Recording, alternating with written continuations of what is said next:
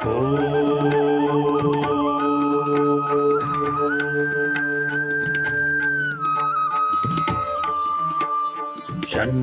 मित्रः शं वरुणः शन्नो भवत्वर्यमा शन्न इन्द्रो बृहस्पतिः शन्नो विष्णुरुक्रमः ॐ शान्ति शान्ति शान्तिः।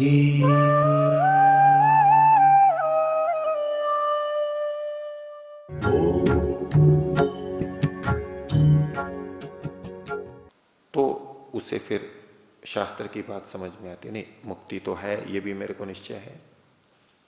शास्त्र भी ऋषियों का कहा गया है, ईश्वर का कहा गया है, ये भी गलत नहीं है। तो गलती कहां हो रही है? समझ की गलती है। ये समझ बैठा मैं कि जितने भी राग और द्वेष हैं वो मुक्ति में बाधक हैं। यह अपनी गलत समझ है, इसलिए उलझन में है। और जो इन बातों पे विचार नहीं करते उनको तो कोई समस्या ही नहीं आएगी। वो यही कहते रहेंगे राग और द्वेष को छोड़ो, नहीं करना चाहिए, लेकिन ये चीजें तो वो भी करते रहेंगे। उनसे पूछ के देखो आप क्यों करते हैं ये? यदि ये बाधक है तो आप क्यों कर रहे हैं? तो यही तो कहेंगे कि नहीं ये बाधक नहीं है। कोई ये कहेगा भोजन करना बाधक है मुक्ति में? तो बोले भोजन में रस लेना बाधक है। तो क्या कोई ऐसा व्यक्ति है जो रस ना लेता हो, उसको पता ना लगता हो? यदि स्वस्थ है, इंद्रिय ठीक है, जीवा ठीक है, उसको ये ना पता लगे कि ये मीठा है या खट्टा है या नमकीन है, रस का पता नहीं लगता है क्या? पता लगता है। यूं कोई कहे कि नहीं मेरे को रस का ही नहीं पता लगता, ये हमें स्वीकार्य नहीं है, ये तो झूठ है। पता लगता है, उनके व्यवहार से पता लगता है। हमें ज्ञात होता है कि नहीं इनको रस का ज्ञान हो रहा है। रुग्ण हो, जिह्वा काम नहीं कर रही हो तो एक अलग बात है, वो अपवाद है। लेकिन स्वस्थ व्यक्ति को भूख लगी है, बीमार नहीं है, तो रस को आएगा, पता लगेगा। उनको मुख में चीज डाली जाए तो पता नहीं लगता कि ये गेहूं की रोटी है या बाजरे की है, ये किसकी सब्जी है, ये कौन सा फल है। आंख बंद भी कर दें तो पता नहीं लगता है, संवेदना जा रही है ना। तो रस के बिना भी नहीं रह सकते। तो दोष कहां पर है? क्यों भोजन करना बाधक है और क्यों भोजन करना बाधक नहीं है? यही बात संसार के समस्त सुखों में समझ लेनी चाहिए। और दूसरी तरफ जब हम राग और द्वेष को देखते हैं जो योग दर्शन में कहा गया है, वह उनको क्लेश कहा गया है। अविद्या उनकी जननी है, स्पष्ट लिखा हुआ है, कोई संदेह नहीं। जिस राग और द्वेष को छोड़ने के लिए कहा जा रहा है वो तो अविद्या से लिप्त है, अविद्या उसके मूल में है। तो हमें सूत्र समझ में आ गया कि विद्या युक्त राग और द्वेष मुक्ति में बाधक नहीं हो सकता। अविद्या युक्त राग और द्वेष मुक्ति में बाधक है। और हमें यह भी पता लग गया कि राग करना और द्वेष करना ये आत्मा का स्वाभाविक धर्म है, हम छोड़ ही नहीं सकते, असंभव है। तो हमें करना क्या है? अब साधना का सूत्र पकड़ में आ गया। बस अगर ये सिद्धांत स्पष्ट हो गए, बातें छोटी सी हैं, ये समझ में आ जाए तो बिल्कुल छोटी सी हैं, और ना समझ में आए तो दशकों व्यक्ति बिता देगा और इसी चक्कर में पड़ा रहेगा, इसी संघर्ष में लगा रहेगा कि मेरे को तो अभी भी भोजन में सुख आता है, मेरे को तो अभी भी ये इस चीज में ऐसे आकर्षण लग रहा है, तो मैं मुक्ति कैसे पाऊंगा? अपने आप में ऐसी ग्लानि में, ऐसे अवसाद में वो रहेगा कि मेरे से तो हो नहीं सकता इस जन्म में। ये छोटी सी अविद्या का दुष्परिणाम है। वहीं चक्कर लगाता रहेगा वो। ऐसे आपको दसियों व्यक्ति मिल जाएंगे, सैकड़ों मिलेंगे, इस चक्कर में फंसे हुए। और यदि हमें ये सिद्धांत स्पष्ट हो गया है कि राग और द्वेष विद्या युक्त भी होते हैं और अविद्या युक्त भी होते हैं, जहां भी संदेह होगा कि मैं ये राग और द्वेष कर रहा हूं, तत्काल कसौटी पे कसेगा ये विद्या युक्त है या अविद्या युक्त है, ये मुक्ति में सहायक है या बाधक है। मुक्ति के लिए आवश्यक है या अनावश्यक है, बस निर्णय तत्काल हो जाएगा। और मुक्ति के लिए आवश्यक लग रहा है, उसको उसका सेवन कर रहा है, तो मन में कोई ग्लानि नहीं होगी कि मैं ये कुछ गलत कर रहा हूं। और वृत्तियों के लिए स्पष्ट योग दर्शन में लिखा है, वृत्तयः पंचतयः क्लिष्टाः अक्लिष्टा। क्लिष्ट जो बंधन को देने वाली है, और अक्लिष्ट यानी मुक्ति को देने वाली है, मुक्ति में सहायक है, मुक्ति में बाधक नहीं है। ये का ये दुष्चक्र वृत्तियों के बारे में चलता है। योगश्चित्त वृत्ति निरोध, वृत्तियां ये 5, और वृत्तियों को रोकना है। सुनते सुनते यही मन में बैठ जाता है, वृत्ति यानी तो बड़ी भयंकर चीज है और हमारे लिए घातक है और छोड़नी है, बिल्कुल हटाना है। इस अज्ञान में, भंवर में फंस जाता है साधक, समझ ना होने से।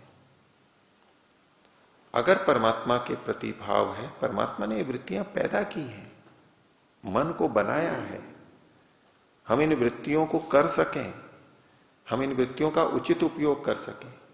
ये वृत्तियां बाधक कब हैं? जब विपरीत होती हैं, जब क्लिष्ट होती हैं। लेकिन अगर समझ नहीं है तो व्यक्ति यूं ही करता रहेगा। वृत्ति आई और उससे बिदका, वृत्ति आई और ये बाधक है।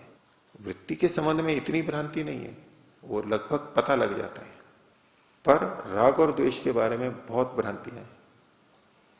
तो राग और द्वेष विद्यायुक्त भी होते हैं और अविद्यायुक्त भी होते हैं। हमें राग और द्वेष से नहीं भागना है कि राग और द्वेष को पूरा छोड़ना है और उसी के पीछे लग गए। ये करने की कोई आवश्यकता नहीं है। विद्या अविद्या को बस पहचानना है कि ये अविद्यायुक्त है या विद्यायुक्त है। और अगर अविद्या दूर कर ली, विद्या आ गई, तो वो क्लेश ही नहीं रहेगा, क्लेश कहला ही नहीं सकता। वो विद्या से जो भी होगा वो क्लिष्ट नहीं होगा, वो बाधक नहीं होगा। इसलिए ये भेद करना आवश्यक है, विद्यायुक्त राग और द्वेष और अविद्यायुक्त राग और द्वेष। ठीक है? हाँ दिलीप जी। नहीं, वीतराग है, उसको वीत द्वेषी भी कहते हैं। वीतराग का मतलब भी यही होगा कि जो अविद्यायुक्त राग है उसको वो नहीं करता है, मुक्ति को चाहता है, चाहना ही है, ईश्वर के आनंद को चाहना ही है, समाधि की चाहना करनी ही है, शुद्ध ज्ञान की कामना करनी ही है। अब नहीं तो एक बहुत बड़ा जाल बना हुआ है, लोग कहते भी हैं मुक्ति की इच्छा कर ली तो भी मुक्ति नहीं होगी, मुक्ति की भी इच्छा छोड़नी है। अभी इतना व्यापक सिद्धांत बना दिया, इतने लोग बोलते हैं इसको। क्यों? क्योंकि ये पकड़ लिया कि कुछ भी इच्छा करना मुक्ति में बाधक है, इच्छा करना मुक्ति में बाधक है। ये बात कही, इसको खोल दिया, व्यापक बना दिया, कुछ भी इच्छा करना मुक्ति में बाधक है, कुछ भी इच्छा करना मुक्ति में बाधक है। और ईश्वर के आनंद को चाहना ये भी मुक्ति में बाधक है।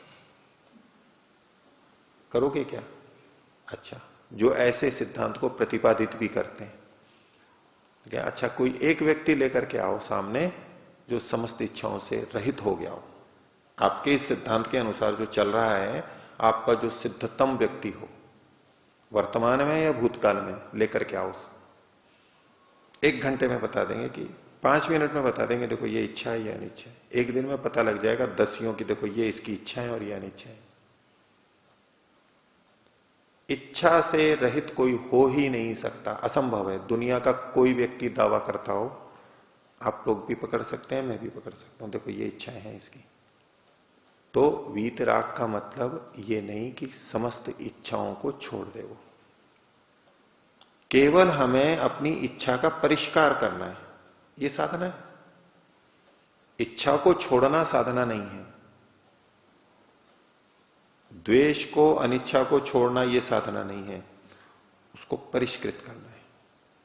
इच्छा और द्वेष जो आत्मा के स्वाभाविक धर्म हैं, उनको विद्यायुक्त लगाना है। उनकी दिशा केवल बदलनी है, दिशा बदलनी है। कर्म बाधक है, बंधन में है, कर्म मुक्ति में सहायक भी तो है। कैसे? अविद्या युक्त कर्म, गलत कर्म मुक्ति में बाधक है, और विद्या युक्त कर्म मुक्ति में सहायक है। बस। तो जो वीतराग है, वीत द्वेष है, उसका यही अर्थ निकलेगा अंततः। आप विवेचना करेंगे कि विद्या युक्त राग उसके पास भी होगा, विद्या युक्त द्वेष उसके पास भी होगा। अविद्या युक्त राग और द्वेष जो नहीं करता है, छोड़ दिया है, वो वीतराग और वीत द्वेष है। शरीर के रहते शरीर से संबंधित प्रीति अप्रीति नहीं छूट सकती किसी की भी, कोई भी नहीं है ऐसा। ना आज तक हुआ है, ना होगा, ना आज है कोई। यूं उपदेश करते रहना या सिद्धांत बताते रहना, ये होना चाहिए, ये होना चाहिए, उतने से बात नहीं बनती है। वो होना भी चाहिए, संभव भी होना चाहिए। और कम से कम ऋषि लोग असंभव बात को नहीं बोलते, उचित, आवश्यक और संभव को ही बोलते हैं। जो उपाय है उसी को उपाय कहते हैं। जो उपाय ही नहीं है उसको बड़े बड़े आदर्श, अनावश्यक, दिखने में जो बड़े आदर्श लगते हैं, तो कुछ भी इच्छा नहीं करनी है, बस तटस्थ हो जाना है, कथन मात्र है, व्यर्थ है। और ऐसे व्यक्ति उचित साधनों का प्रयोग नहीं कर पाएंगे। अगर वास्तव में वो अपने सिद्धांत पे हैं स्थिर तो, और गलत बातों को हटा नहीं पाएंगे, जैसे हैं वैसे हैं। उनको कहें कि आप तटस्थ हो जाइए ना, अपने दोषों के प्रति भी तटस्थ हो जाइए, हैं तो हैं, छोड़ने का उपाय क्यों करते हैं? दूसरों को सिखाने का प्रयास क्यों कर रहे हैं कि तटस्थ हो जाओ? आप ही तटस्थ हो जाइए ना। जो दोष करता है तो करने दो, अच्छा है तो अच्छा है, उसको बदलना क्यों चाह रहे हैं आप? तटस्थ क्यों बनाना चाह रहे हैं? ये इच्छा है या नहीं है तटस्थ बनाने की? वो लोग भी पुस्तकें लिखते हैं, वो लोग भी प्रवचन करते हैं, क्यों? जो व्यक्ति बिना समझे साधना करता है, उसको यही नहीं पता मैं बोल क्या रहा हूं, उसका तात्पर्य क्या होता है और मैं कर क्या रहा हूं, उसको विरोध ही नहीं पता लगता, क्योंकि वो तुलना ही नहीं करता है उस सूक्ष्मता से कि मैं जो बोल रहा हूं वो करता भी हूं या नहीं हूं। उसको ज्यादा लेना देना नहीं है। बोलना है, समझ लिया है, वैसा ही बोलना है। हमारे पूर्वजों ने ऐसा बता दिया, वही बोलना है बस। मैं कैसा कर रहा हूं उससे उसको लेना देना नहीं है, इसलिए उसको अड़चन ही नहीं लगती, उसको बात खटकती ही नहीं है।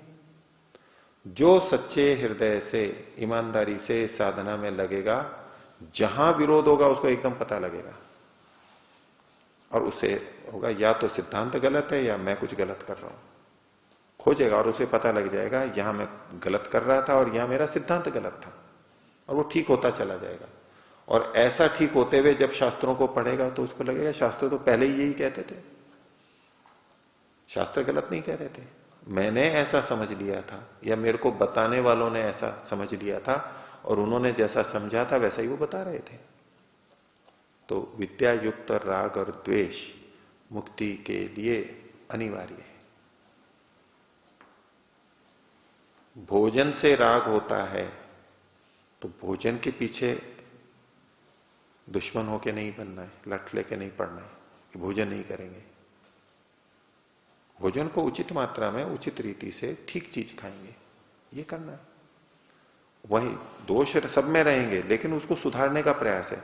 उसे ये पता लगता है कि दोष कहां है और वहीं वो काम करता है। फिर नहीं तो दोष है कहीं और उपाय कहीं और करता रहता है। फिर कहता है इतने वर्ष हो गए, दशकों बीत गए, कुछ लाभ नहीं हो रहा है या बहुत कम लाभ हुआ। कारण ठीक समझ में आ गया और बस वही काम करने में भले ही देर लगे, लेकिन वही काम करना है और वो ठीक हो जाएगा। इसीलिए ज्ञानान मुक्ति और बंधो विपर्ययात, ये मूल सिद्धांत है, अटल सिद्धांत है। ज्ञान से ही मुक्ति होगी, ज्ञान नहीं है तो मुक्ति नहीं होगी। कुछ भी लगता रहे कि हम बहुत अच्छा कर रहे हैं, बहुत अच्छी उपासना कर रहे हैं, बहुत अच्छे कर्म कर रहे हैं, कोई कितना ही सोचता रहे, कितना ही उसके कर्म को कोई महिमा मंडित करता रहे, लेकिन अविद्या से युक्त होकर कर रहा है, मुक्ति कभी नहीं मिलने वाली है, समाधि कभी नहीं लगने वाली है।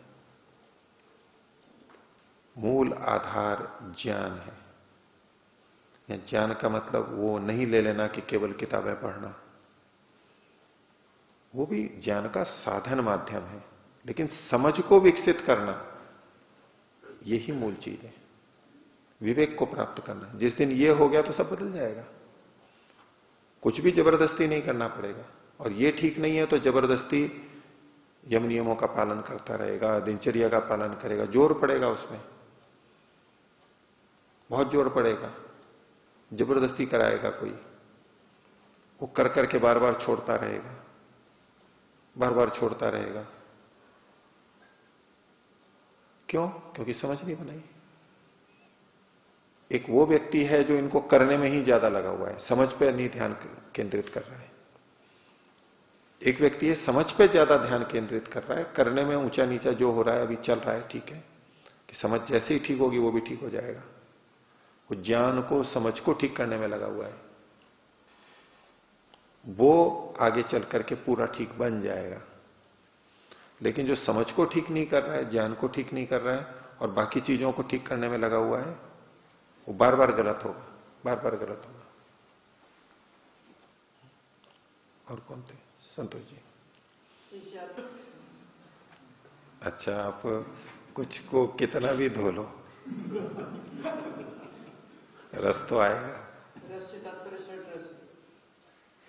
शुद्ध रस ले लीजिए, हम प्रयोग करके देख लेते हैं। अब बताइए कौन सी चीज रस के रहित है? आलू की सब्जी सूखी बना रखी है, उसमें मिर्ची डाल रखी है, खटाई डाल रखी है, धो लिया, अब आलू तो रहेगा। मीठापन होता है, कसैलापन होता है, थोड़ा नमक अंदर घुस चुका है।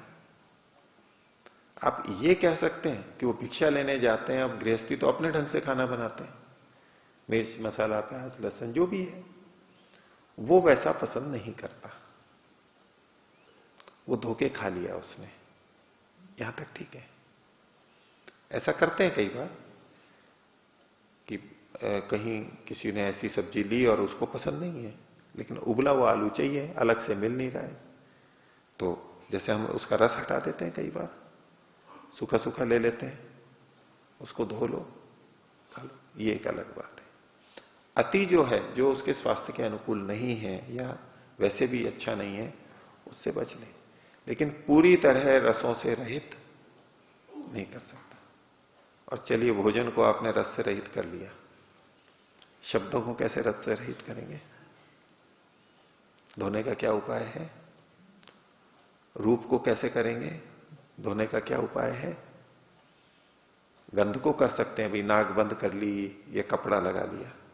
दो मुख्य चीज जो शब्द और रूप है, उसको कहां दोगे? कौन सा फिल्टर लगा हुआ है, कौन सी चलनी लगी हुई है? उसको रोकना है तो या तो हम देखेंगे नहीं, सुनेंगे नहीं, अथवा देख और सुन रहे हैं तो अंदर से ज्ञान ठीक रखेंगे, प्रभावित नहीं होंगे, उसको हे कोटि में रखेंगे, उसको उपादेय नहीं मानेंगे। सामने होते हुए भी मन को कहीं और भेज देंगे, दूसरी जगह लगा देंगे,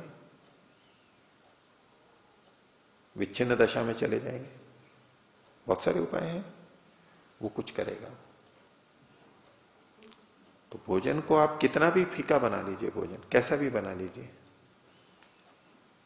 लेकिन कुछ चीजें हैं आयुर्वेद के अनुसार भी, जो वेद का है, ये चीजें ले सकते हैं, लेनी चाहिए। आप उसमें अति करेंगे तो उसकी कीमत भी चुकानी पड़ेगी। स्वास्थ्य की हानि करके कीमत चुकानी पड़ेगी। प्रकृति के, ईश्वर के बनाए हुए कुछ नियम हैं, उसके अनुरूप चलते हुए हम रास्ता आसानी से पार कर सकते हैं।